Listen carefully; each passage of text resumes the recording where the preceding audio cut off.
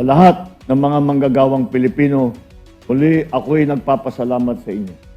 Kayo, ang puso at kaluluwa ng ating lakas paggawa, ang nagsusulong ng ating tagumpay. BTV Rewind.